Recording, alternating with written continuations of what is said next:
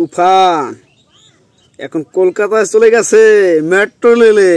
ভাবা যায় এখন শুধু মেট্রো রেলে তুফানের ট্রেইলার দেখানো হচ্ছে। ওখানে মানুষ জড়িয়ে যাচ্ছে, হাজার হাজার মানুষ ওখানে জড়িয়ে যাচ্ছে শুধু তুফানের ট্রেইলার দেখার জন্য। Cinema hall কাঁপবে।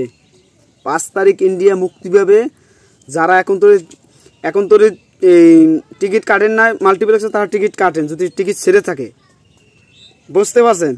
খেলা তো শুরু। আগামীকাল পরশু পরের দিনেই মেগাস্টারের তুফান ঝড় চলবে গোটা ইন্ডিয়া।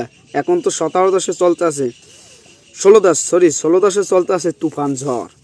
এই ঝড় থামার নয়, চলছে তুফানের গতিতে। টর্নেডো, সাইক্লোন, হেরিকেন যা মনে চায় আপনারা বলতে পারেন। খেলা হবে শুধু তুফানের রায়। তুফান কোনো পোষ মানে না, পোষ মানায়।